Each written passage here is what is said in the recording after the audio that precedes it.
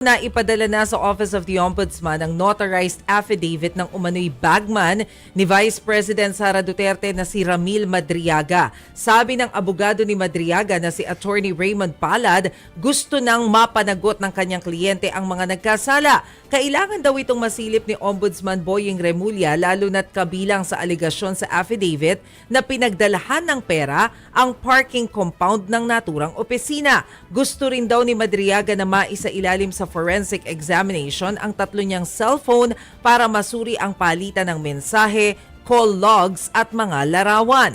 Laman ng affidavit ang mabibigat na aligasyon laban sa Vice-Presidente. Kabilang na ang paggamit umano ng pogo at drug money sa kampanya noong 2022. Matatanda ang sinabi sa ating programa ni dating presidential spokesperson at kaibigan ni VP Sara na si Attorney Harry Roque na hindi nila kilala si Madriaga. Alam mo, tinanong din to kanina sa Malacanang yung tungkol doon sa sinasabing pondo sa kampanya na natanggap umano ni na VP Sara mula doon sa pera ng droga. Kasi alam naman natin, magka-partner sila ni President Marcos. Alam mo, ang sabi lang ng Malacanang, walang personal knowledge si PBBM pagdating doon daw sa mga donasyon na yan. So in short, no comment pa sila dyan. Pero yung patungkol doon sa affidavit ni Madriaga, ang sabi lang ng Malacanang, kung halimbawa meron ka namang malinaw na ebidensya, doesn't matter whether it's VP Sara or in general, yung tinutukoy nila, mas maganda pa rin na investigahan and make sure na hindi siya magagamit sa politika. At least, yan yung sinabi nila.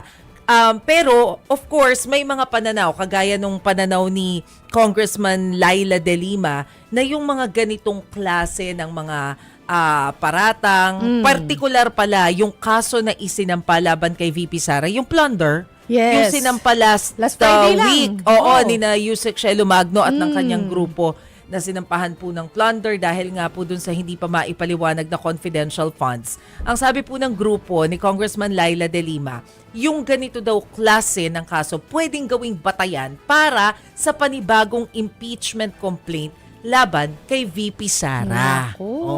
Pero may sagot po dyan ng Malacanang. Ito po ang sinabi. Hindi po pa nagiging issue sa Pangulo ang impeachment laban po kay sa Vice-Presidente.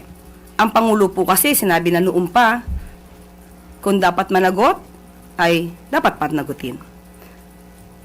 Wala dapat sinisino. Lahat na maaaring may kasalanan ay dapat lamang managot sa batas.